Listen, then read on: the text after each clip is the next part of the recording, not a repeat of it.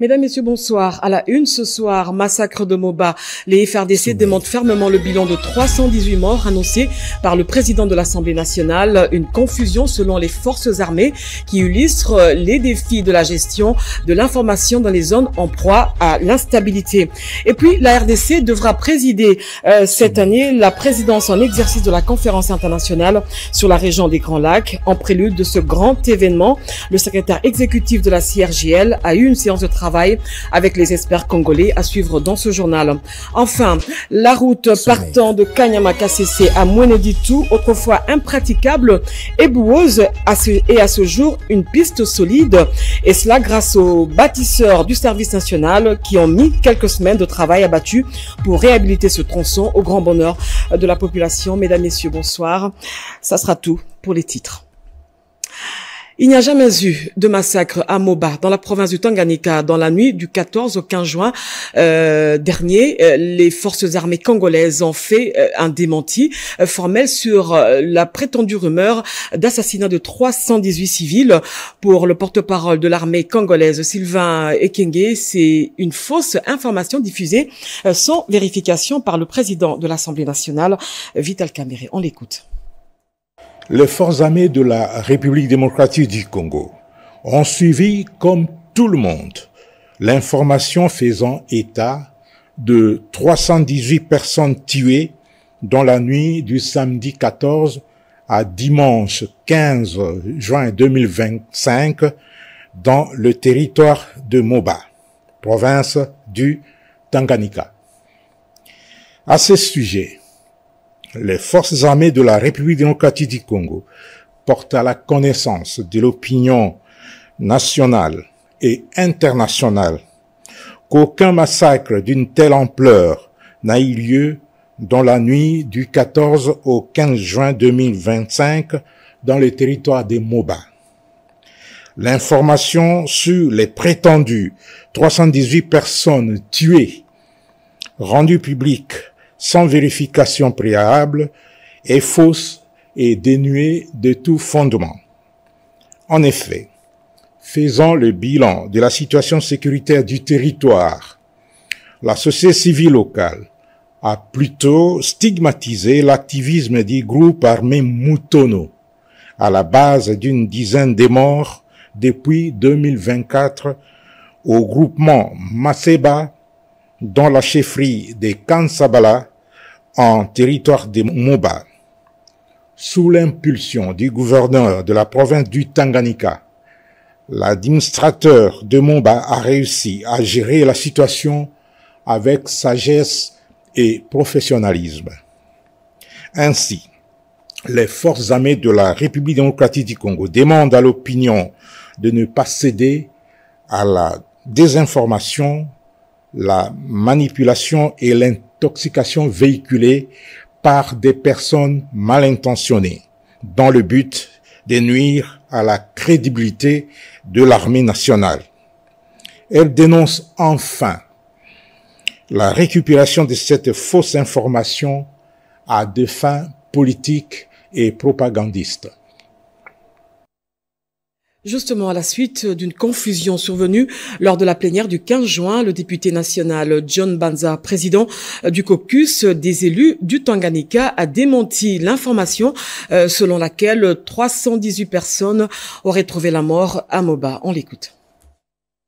Une mise au point a été faite le mardi 17 juin 2025 par le député national John Banza, président du caucus des députés nationaux du Tanganyika, à la base du malentendu observé suite à l'information relayée par le président de l'Assemblée nationale Vital Kamerhe au cours de la plénière du 15 juin, faisant état d'un drame humain qui aurait causé la mort de 314 personnes dans le territoire de Moba au cours du week-end dernier. Selon l'élu de Kalemie, il y a eu erreur du caucus des députés nationaux du Tanganyika sur l'interprétation des chiffres communiqués au président de l'Assemblée nationale Vital Kamerhe lors de l'audience leur accordée. Le député national John Banza a reconnu être à la base de cette confusion et précisé que le chiffre communiqué représente en réalité un cumul des pertes humaines enregistrées dans la région sur une période de 4 ans et non un bilan d'un événement intervenu durant les week-ends. Je suis la personne la mieux placée pour porter cette correction. En fait, l'information relayée par le président de l'Assemblée nationale a été reçue de notre part. C'est le président de la société civile de MOBA qui a alerté les caucus des députés nationaux qui, à leur tour, ont communiqué au président de l'Assemblée nationale. En fait, il s'agit d'un drame réel qui se déroule depuis quelques années et que les chiffres évoqués est un chiffre cumulé depuis que les atrocités ont commencé vers les années 2020 jusqu'à aujourd'hui. Donc il ne s'agit pas d'un massacre d'une seule journée ou de 2 jours ou de 2 semaines. Donc c'est sur cette période que ces drames s'est produit. Nous devrions apporter cette précision que nous n'avions pas au moment où on a communiqué avec le président. Donc le président de l'Assemblée nationale n'est pour rien dans cette communication. Donc il a fait écho de ce que nous lui avons dit et le président de la société civile avait omis de nous donner cette précision qui est très importante. Nous remercions le président de l'Assemblée nationale qui est très sensible aux difficultés, aux problèmes qui touchent nos populations, qu'il est vraiment engagé pour chercher les solutions de paix et de développement de notre pays. Nous continuerons à les remercier pour sa sensibilité. Cette clarification intervient après la publication d'un communiqué de l'Assemblée nationale à la télévision nationale rectifiant l'information diffusée par le président de l'Assemblée nationale lors de son intervention faite en guise de compassion en réaction aux éléments transmis par les caucus du Tanganyika. Faire du développement durable une priorité. Le Premier ministre a eu des échanges avec le réseau des parlementaires, des échanges qui ont tourné autour du développement durable qui va permettre de suivre de près les actions en faveur des ODD. Chimène Dondo Pampaumba pour ce commentaire. Ils sont venus avec une mission claire, faire du développement de la RDC une réalité durable. Mais dans la main, avec le gouvernement, de députés s'engagent pour un avenir meilleur. Ce lundi, à Kinshasa, la première ministre Judith Suminwa Tuluka a reçu le réseau des parlementaires pour les objectifs de développement durable. Conduit par le député John Banza Lunda, ces réseaux tout juste installés à l'Assemblée nationale regroupent une 60aine d'élus. Objectif, soutenir la mise en œuvre des ODD en RDC à travers de lois, du contrôle parlementaire et la sensibilisation. Et nous avons remarqué que le gouvernement conduit par son Excellence Madame la Première ministre fait des efforts. Aujourd'hui, il y a déjà 18% des réalisations, ce qui est au-delà de la moyenne mondiale. La moyenne mondiale est autour de 15%.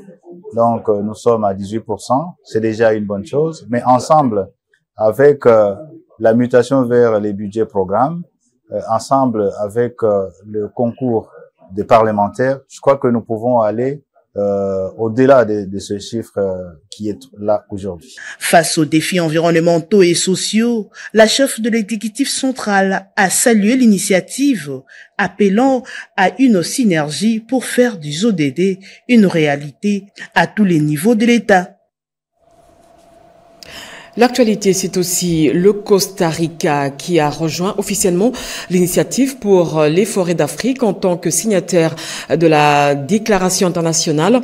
Désormais, les communautés locales qui contribuent à la protection des forêts vont bénéficier des fonds alloués au niveau international et des bailleurs de fonds. Un reportage de Jojo Ndimbo. Le Costa Rica vient de rejoindre l'initiative pour les forêts d'Afrique centrale, CAFI, en signant officiellement la déclaration interministérielle pour sceller un partenariat d'apprentissage mutuel et de partage d'expériences représentant la ministre en charge de l'environnement et développement durable, l'ambassadeur Paul Ampolé Losco, a fait savoir que le Costa Rica a une longue expérience en matière de paiement pour les services environnementaux et que le pays du bassin du Congo vont bénéficier de l'expérience du Costa Rica qui, au niveau mondial, est la toute première expérience cotée et reconnue. Dorénavant, sur les 100% des fonds, au moins 70% serviront à payer en espèces les populations locales qui protègent les forêts. Cette cérémonie a été marquée par la présence de l'ambassadeur du Costa Rica, Christian Guillemé Fernandez, de la chef du secrétariat CAFI, Berta Pesti, de l'ambassadeur de la RDC au Costa Rica, Impole Losco Efambe, représentant la ministre de l'Environnement, de la directrice du PNUD à Genève, Agi Verès, et des représentants des pays du bassin du Congo, notamment le Cameroun, le Gabon, la RCA et le Congo-Brazzaville. Sachez aussi que plusieurs réalisations sont palpables dans les provinces du Nord Kivu, Sud Kivu, du Nord et Sud Ubangi, ainsi qu'en Ituri, cela dans le cadre du projet du gouvernement STEP exécuté dans cette partie du pays. Christine Enzo pour ce reportage. Démarré en 2013, le projet STEP est en train de se clôturer. Ce projet pour la stabilisation de l'Est de la RDC pour la paix avait comme objectif d'assister des communautés vulnérables pour les orienter vers une résilience communautaire en leur offrant les infrastructures et en appuyant les vies quotidiennes grâce aux moyens de subsistance. Voilà pourquoi le CSPP STEP, qui chapeaute ces projets, a organisé cet atelier final d'impact du projet STEP pour la paix en réunissant tous les acteurs et les notables des provinces bénéficiaires. 957 écoles primaires pour appuyer la gratuité de l'enseignement, 279 centres de santé et 170 forages et systèmes d'adduction d'eau potable. En 11 ans, les projets STEP de l'État congolais financés par la Banque mondiale a transformé la vie de plusieurs Congolais. Le projet a aussi contribué au niveau de la structuration et de la gouvernance du secteur des actions sociales non contributives, a reconnu les représentants de la ministre Nathalie Aziza Monana, ministre des Affaires sociales, ce qui a été aussi renchéri par François Kabemba, chargé des opérations du projet STEP, précisant que les stratégies mises en place permettront de pérenniser les acquis de ce projet. Et donc, nous laissons une confiance soudée entre la population et les administrés, les autorités et leur population, qui est la base, le fondement même. Occasion pour les délégués des provinces bénéficiaires de témoigner et de remercier la Banque mondiale pour les actions à impact visible ayant renforcé la crédibilité de l'État congolais, puis suivez la table ronde. La 38e conférence annuelle du Cercle de réflexion et d'échange des dirigeants et administrations fiscales va se tenir ici à Kinshasa sous le thème « Nouveaux défis fiscaux, fiscalité environnementale et des ressources naturelles, fiscalité et genre ». Un reportage de Jean-Pierre Ndolodemazou et José Dimonekine. La Direction générale des impôts a l'honneur d'accueillir pour la 2e fois cette conférence 10 ans après, après avoir organisé en mai 2015 le 30e colloque international du CREDAF. Dans son mot, le directeur général des impôts, Barnabé Mwakadi Mwamba, s'est dit satisfait du thème choisi pour cette grande rencontre régionale. Ces choix témoignent de l'intérêt toujours grandissant que l'administration fiscale congolaise porte aux activités du CREDAF, qui est non seulement un haut lieu de partage d'expérience et de bonnes pratiques, mais également un cadre de raffermissement des liens entre les responsables des administrations fiscales des pays membres, nécessaire à la promotion d'une coopération fiscale mutuellement avantageuse. Le président du CREDAF a loué la présente conférence qui lui permet de présenter le rapport de son mandat. J'ai l'honneur et le plaisir de vous présenter aujourd'hui à Kinshasa le rapport moral de mon mandat. C'est un moment solennel et structurant pour la vie de notre organisation, un moment de bilan, mais aussi de perspective. La vice-ministre des Finances, qui a représenté son titulaire, a reconnu aux participants la volonté de se pencher sur les défis pour un avenir meilleur du CREDAF. Les défis économiques majeurs auxquels le monde est confronté depuis 2020 exigent de nous une révolution fiscale dans nos pays respectifs, afin d'améliorer et de maximiser la collecte des recettes publiques. Je déclare ouvert les travaux de la 38e conférence annuel du cercle de réflexion et d'échange des dirigeants des administrations fiscales et je vous remercie. Les participants se sont mis au travail avec l'organisation des ateliers. La clôture des travaux de la 38e conférence annuelle du CREDAF interviendra le 20 juin prochain. Je le dis en titre, la RDC assure cette année la présidence de la conférence internationale sur la région des Grands Lacs. En prélude au sommet des chefs d'État prévu à Kinshasa, le secrétaire exécutif de la CIRGL séjourne dans la capitale où il a échangé avec les experts congolais en présence du ministre de l'intégration régionale Didier Mazenga, Willy Atunakov.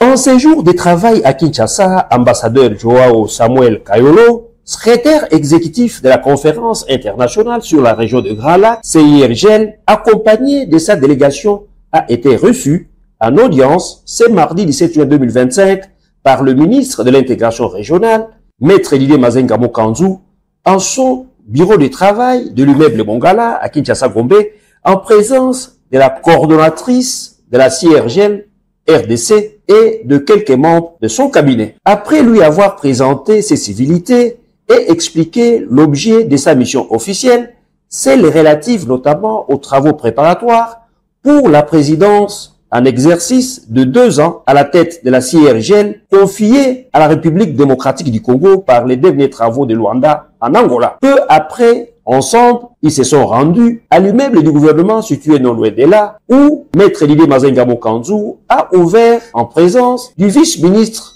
de Mines Godard Motemona, une séance de travail mixte de hauts fonctionnaires et autres experts de 2 ministères, à savoir le ministère de l'intégration régionale et du ministère de Mines, sous la coordination de Joao Samuel Kayolo. Au menu de ces échanges, les orientations et les stratégies à peaufiner au plan politique, sécuritaire et économique devant permettre à la CIRGL la traçabilité de minerais congolais afin de lutter contre l'exploitation illicite et l'exportation frauduleuse vers l'étranger des minerais congolais par le pays ou la région, dont le Rwanda voisin.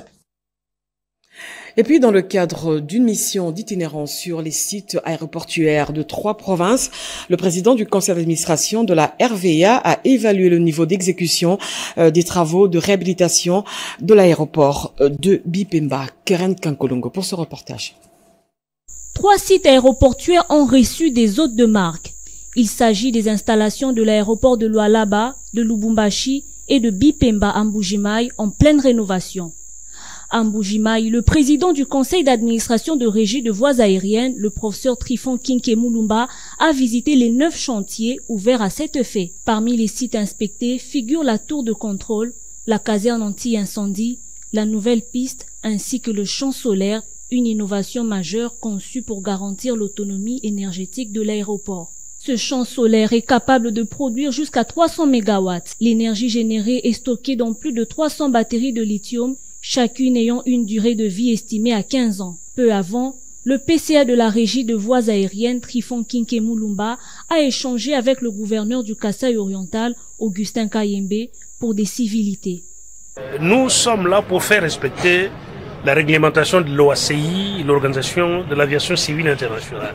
Vous savez, un avion pour décoller, pour atterrir, il lui faut des espaces.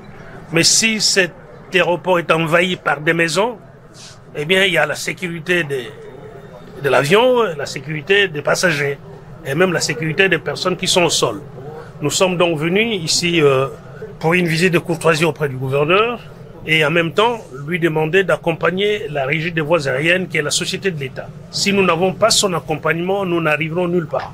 Trifon Kinke poursuit avec sa mission d'inspection des travaux de réhabilitation des sites aéroportuaires à travers les provinces.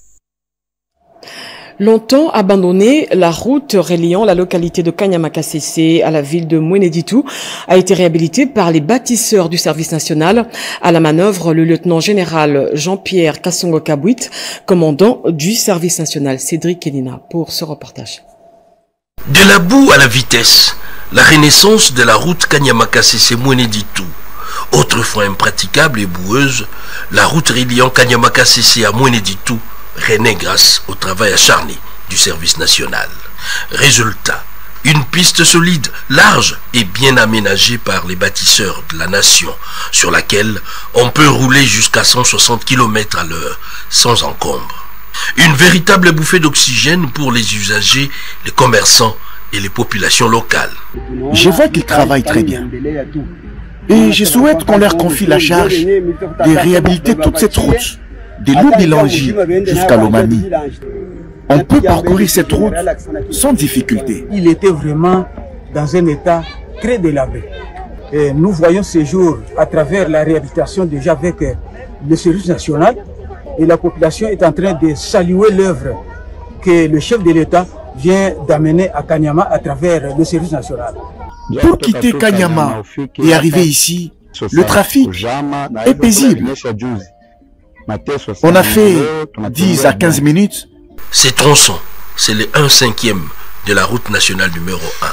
Ces travaux initiés et réalisés en quelques semaines par le commandant du service national, le lieutenant général Jean-Pierre Kassongo Kabwik, sont la preuve qu'avec la volonté et l'organisation, les choses peuvent changer en République démocratique du Congo. L'augmentation du volume des exportations des produits agricoles congolais vers la Chine et l'accroissement des investissements chinois sur le sol congolais sont là quelques recommandations formulées au terme de la 4e exposition économique et commerciale Chine-Afrique, nous dit Eric Kabamba. La 4e exposition économique et commerciale Chine-Afrique s'est clôturée sur des résultats très positifs, beaucoup plus pour la République démocratique du Congo. Au terme de ces travaux des 3 jours, la Chine vient de décider d'augmenter le volume des exportations des produits agricoles congolais. Une décision qui a réjoui les ministres du commerce extérieur qui étaient l'un des représentants de la RDC à ces travaux. Le ministre de l'Agriculture a dû signer un contrat avec son homologue chinois pour permettre l'entrée sur le territoire chinois de 47 produits agricoles.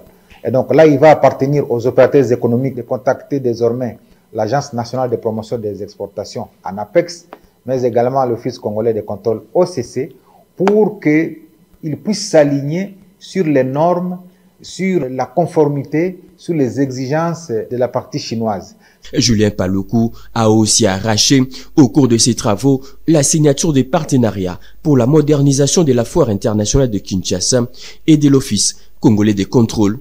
L'entreprise Yunnan Investment a accepté effectivement de devoir financer la modernisation de la foire internationale de Kinshasa. Mais nous voudrions que cette fois-ci, d'autres opérateurs économiques, d'autres entreprises viennent également se venir à Kinshasa à travers notre foire internationale pour que chaque année, nous puissions également éditer un événement annuel à Kinshasa qui va faire venir le monde entier. La Chine a aussi rassuré de l'accroissement des investissements chinois sur les sols congolais et aussi de l'augmentation des échanges commerciaux entre Kinshasa et Pékin. Avec sa diplomatie offensive, le chef de l'État Félix-Antoine Tshisekedi a réussi à mettre le pays sur orbite. Le Rwanda est aujourd'hui en marge des instances régionales telles que la CEAC. Freddy Kita, acteur politique, était devant la presse pour évoquer des questions liées à l'actualité de l'heure. Cédric Enina nous en dit.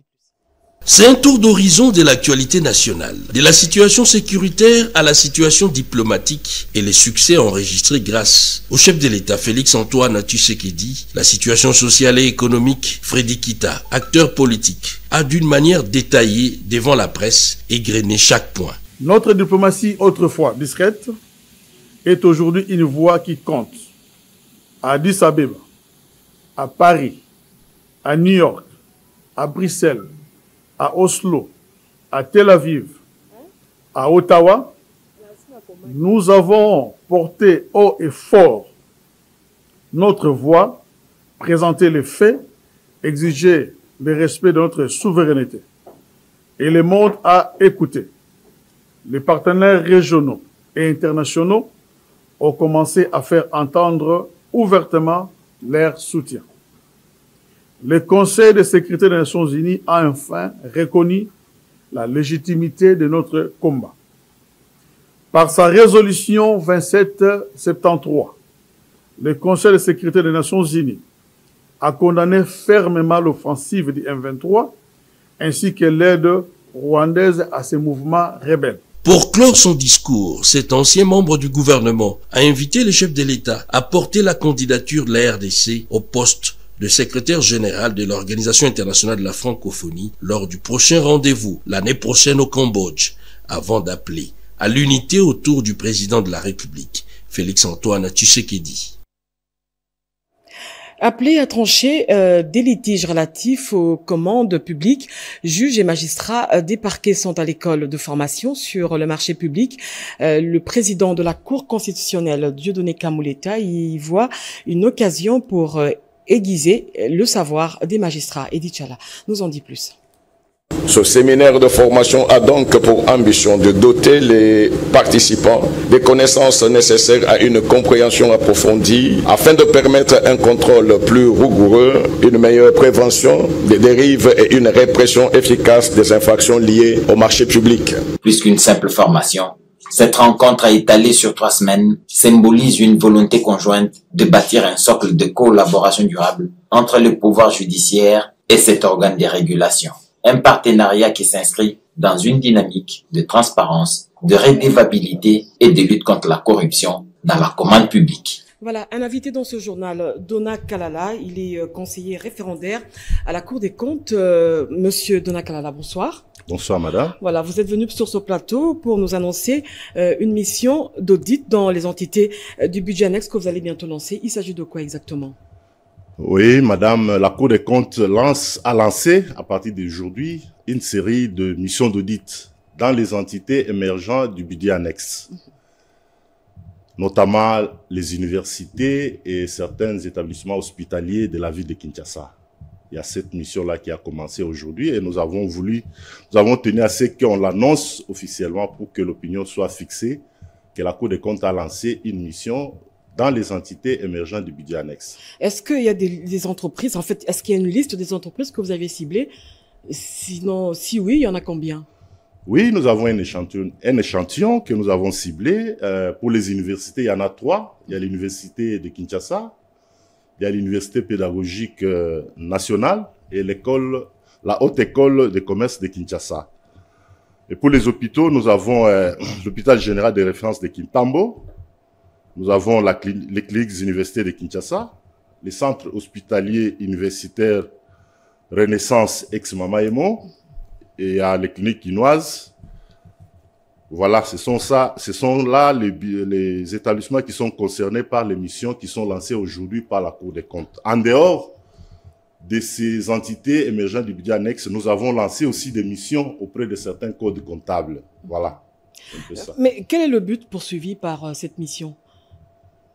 C'est d'abord la mission traditionnelle de la Cour des comptes, c'est de s'assurer de la mobilisation optimale des ressources de l'État et de l'utilisation de la bonne utilisation de ces ressources. Donc nous allons dans ces entités d'abord pour nous assurer que les recettes sont mobilisées de manière optimale et puis voir comment ces recettes qui sont mobilisées sont en train d'être utilisées, s'ils sont utilisées à bon escient. En cas de détournement, qu'est-ce qui arriverait à ces entreprises? Est-ce qu'il y a des sanctions qui sont prévues selon la loi? La loi a prévu des sanctions. En cas de faute de gestion, la Cour des comptes va fixer les dossiers, juger, condamner par les amendes. S'il y a des détournements, ce sont les infractions des droits communs. Nous allons orienter ça vers les juridictions compétentes qui jugent de ce genre d'infractions.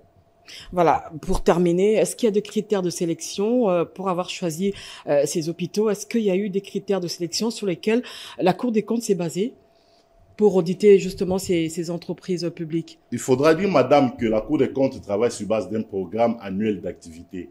Ce qui est au début de chaque année, la Cour des comptes établit son programme d'activité. Dans ces programmes d'activité, nous avons déjà ciblé les secteurs qui vont être audités. Ça rentre dans ce cadre-là. Mais il faudra aussi signaler donc, il n'y a pas de critères de sélection?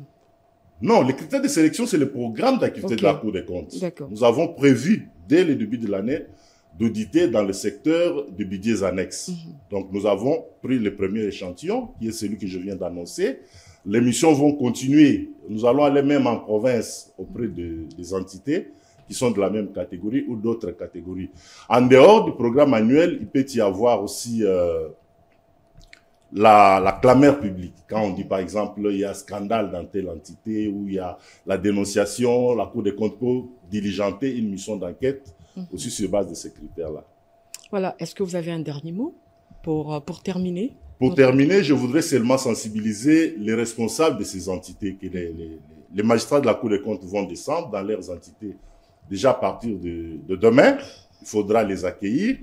J'attire aussi l'attention de ces responsables que l'entrave aux missions de la Cour des comptes constitue une faute de gestion et il y a des sanctions très sévères qui sont prévues par la loi POSSE.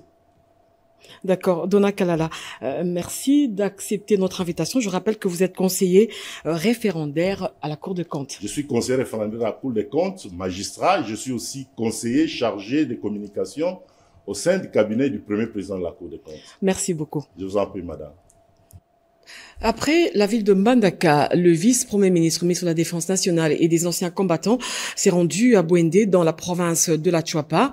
Guy Mwandianvita, sur place, présidait le conseil provincial de sécurité avant de s'entretenir avec les femmes des militaires. Un reportage de Sandra Nyangui. Dans son itinérance dans les Grands Équateurs, en vue de palper les réalités de la 13e région militaire, le vice-premier ministre, ministre de la Défense nationale et des anciens combattants, Maître Guy Kabombo Mwandianvita, est arrivé à Bouendé, chef-lieu de la province de la Chuapa. Sur place, il a présidé le comité provincial de sécurité élargi aux organes. Au cours de cette réunion, les participants ont abordé les diverses préoccupations relatives à la sécurité dans la région. Le VPM de la Défense nationale et des anciens combattants, séance tenante, a invité les parties prenantes à une approche collaborative afin d'assurer une paix durable. À la suite du comité provincial de sécurité, le VPM de la Défense nationale, Maître Guy Kabombo Mwandianvita, a visité quelques installations militaires, notamment le Kondongo, l'hôpital militaire, ainsi que le mess des officiers en état de délabrement très avancé. Face à la promiscuité dans le Kondongo et la spoliation du domaine militaire, le VPM de la Défense nationale et des anciens combattants a rassuré que les mesures sévères et plus contraignantes seront prises pour rétablir la délimitation du domaine militaire et assurer sa sécurité. Comme à l'accoutumée, les épouses des militaires ont invité le patron de la Défense nationale à un échange autour des questions liées aux familles des militaires. Répondant favorablement à cette sollicitation, il a prêté une oreille attentive à leurs doléances et leur a promis de les porter directement au commandant suprême, Félix Antoine Tshisekedi Tshilombo, pour des solutions efficientes. Sans répit, il s'est envolé en direction de Lissala, chef-lieu de la province de la Mongala. Kinshasa va accueillir au mois de juillet une réunion de haut niveau sur la transhumance dans la région de l'Afrique centrale. En prévision de ces assises, le président de la République, Félix Antoine Tshisekedi, a reçu ce mardi le président de la CEAC, Gilbert Verissimo, accompagné du ministre congolais de l'intégration régionale. Regardez. Une réunion de haut niveau sur la transhumance en Afrique centrale aura lieu le mois prochain à Kinshasa. Et pour la réussite de ces assises décidées par la conférence des chefs d'État et de gouvernement de la Commission économique des États de l'Afrique centrale CEAC, le président de la commission de cette organisation, accompagné du ministre congolais de l'intégration régionale, a été reçu en audience ce mardi 18 juin 2025 à la Cité de l'Union africaine par le chef de l'État, Félix Antoine Tshisekedi Tshilombo. L'objectif, indique les hôtes du président de la République, est de discuter des enjeux liés à la transhumance, notamment des conflits entre éleveurs et agriculteurs, des dégâts aux cultures, des problèmes de sécurité et des risques sanitaires pour le bétail. Nous sommes là il y a quelques jours. On a rencontré les autorités, les différents ministères, environnement, justice, intérieur, intégration régionale, que les ministères qui sont liés à ce phénomène de la transhumance. Et il fallait maintenant venir rendre compte à son Excellence, Monsieur le Président, de qu'est-ce que ces réunions ont donné. Et c'est ça qu'on a fait. Et on a les instructions de Monsieur le Président pour continuer à travailler, pour tenir cette réunion ici des experts jusqu'au niveau des ministres, en principe du 16 juillet au 19. Les assises de Kinshasa envisagent d'associer d'autres pays qui ne sont pas membres de la CEAC pour mieux élaborer des stratégies pour une gestion durable de la transhumance et la prévention des conflits. Ce système a été dénommé le Mbororo. Et c'est dans ce cadre-là, il y a plus ou moins 3 pays de l'Afrique centrale. Il s'agit là de la RDC, Centrafrique, Tchad, plus le Cameroun, donc 4 pays.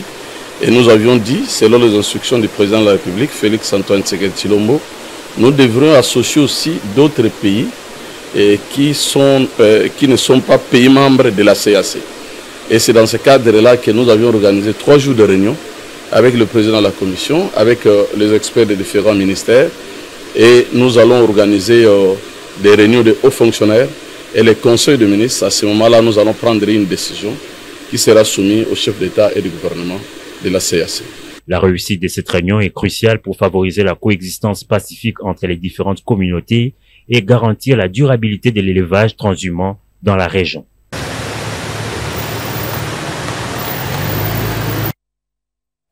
Et puis, le député national Rukema Makangura dénonce le comportement de certains inciviques qui créent plutôt l'insécurité dans le haut plateau, dans la province du Sud Kivu, sous prétexte de protéger la minorité Tutsi pour justifier l'agression rwandaise au cours d'une rencontre avec le SG du parti présidentiel.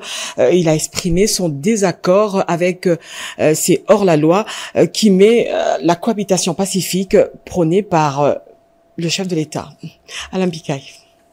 En sa qualité de député national de l'UDPS, Lévis Rukema Makangura est venu dénoncer l'attitude paternaliste de Kagame et exprimer son désaccord avec les comportements manifestés par certains compatriotes qui, sous prétexte de protéger la minorité dans les hauts plateaux dans le Sud Kivu, créent un climat délétère qui ne cadre pas avec la vision du chef de l'État Félix Antoine Tshisekedi sur la cohabitation pacifique. À cet effet, le leader Ouvira appelle ses compatriotes à ne pas tomber dans les pièges de l'envahisseur pour qu'il justifie sa présence en République démocratique du Congo. Cette situation interpelle tout le monde parce que il y a certains comportements qui sont affichés par certains compatriotes congolais. Ils posent des actes comme si ils roulaient pour le compte de l'ennemi. Et là, ils enchérissent le prétexte qui est toujours avancé par l'agresseur, le régime de Kigali, qui, selon lui, vient au Congo pour protéger les Tutsis. Alors qu'en réalité, il n'y a aucun Tutsi, aucun Munyamulenge qui l'a appelé pour défendre sa cause. Nous avons des responsables auprès desquels nous soumettons les moindres difficultés qui sont au sein des communautés et ils sont à même de les résoudre. Mais ces compatriotes congolais s'emportent aux civils, même aux policiers. À son tour, le président intermédiaire de l'UDPS, honorable Augustin Kabouya, a pris l'engagement de faire rapport à qui des droits. C'est dans une ambiance de convivialité que ces élus nationaux se sont séparés. C'est officiel. Le gouverneur du Lualaba, Fifi Masuka, membre du présidium de l'Union Sacrée, vient de transmettre au secrétaire permanent les noms des membres qui peuvent désormais siéger à la conférence des présidents. C'est le questeur adjoint du Sénat qui a transmis cette correspondance à André Mbata. Robert Ndeichisense était présent. Poignée de main fraternelle entre le secrétaire permanent de l'Union Sacrée de la Nation, le professeur André Mbata Betokoume Soumango, et le questeur adjoint du Sénat, Pascal Bitika, porteur d'une lettre de l'autorité morale de la plateforme Fifi Masuka, désignant les noms des membres du regroupement A24, A25 et AN pour siéger à la conférence de présidents de l'Union Sacrée de la Nation. Le secrétaire permanent a officiellement reçu cette lettre de Marie-Thérèse Fifi Masuka. Ces désignations visent à assurer une représentation équilibrée et à renforcer l'unité au sein de l'Union Sacrée de la Nation. Si d'abord il y a la propreté qui est visible et les sérieux, parce que comme vous le savez, notre secrétaire permanent c'est quelqu'un qui incarne l'idéologie du président de la République et comme vous le savez encore, que notre secrétaire permanent, c'est quelqu'un qui a une sens élevé patriotique et c'est un fin politique. Nous, on l'appelle souvent Caïman. André Mbata a souligné l'importance d'une meilleure collaboration étroite entre les différentes composantes de l'Union sacrée. Il a transmis à l'autorité morale de la plateforme Fifi Masuka ses remerciements pour la réussite de la 12e conférence de présidents tenue à Kolwezi. La plateforme Fifi Masuka et les 3 regroupements qui la composent, nous avons là affaire à des acteurs majeurs de la vie politique dans notre pays, des acteurs majeurs au niveau de l'Union sacrée de la nation. J'en ai profité également pour présenter nos félicitations à Madame Fifi Masuka Saini, qui est gouverneure de Lualaba, mais aussi, il faut le souligner, est membre du Présidium pour le succès sans pareil lors de l'organisation de la 12e conférence de gouverneurs de province. Le dépôt de cette lettre représente un pas significatif vers une meilleure organisation au sein de l'Union sacrée de la nation et la conférence de présidents est attendue dans le prochain jour. Et c'est la fin de ce journal, rédigé par Gauthier Kiassi, sous la supervision d'Oscar Mbalkaïj. Jacques Kababwa était à la coordination, Simo Kankolongo et Ramadan Poki à la réalisation. L'actualité continue sur notre chaîne. Retrouvez à 23h Robert Ndeye-Tshisense, 7h Erudus Kitutu. Moi, je vous dis au revoir et à la semaine prochaine.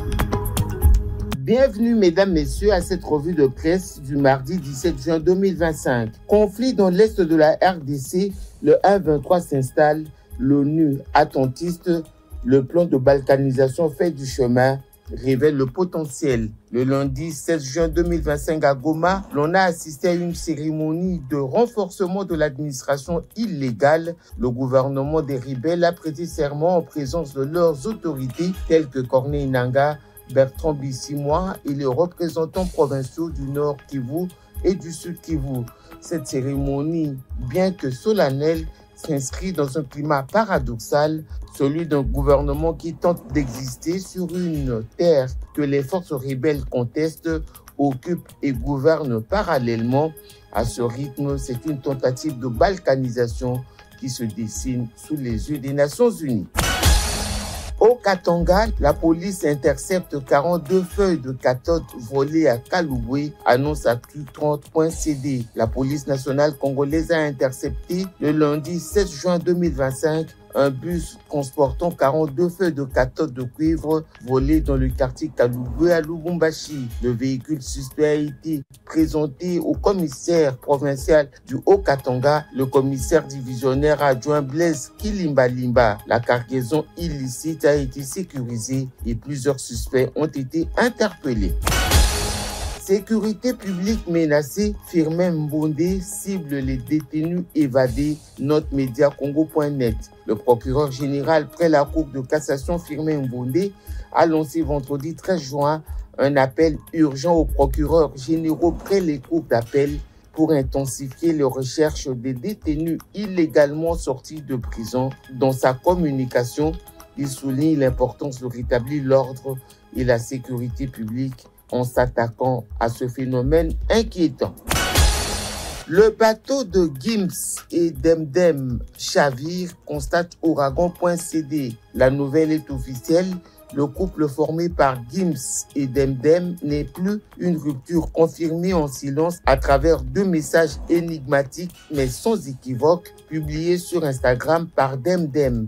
Après 20 ans de vie commune et 4 enfants, Gims et Demdem tournent une page importante de leur existence. Né à Djadamba, d'origine malienne, Demdem rencontre très jeune Gandhi Djouna, alias Maître Gims, une histoire d'amour intense née entre eux, scellée par un mariage en 2005.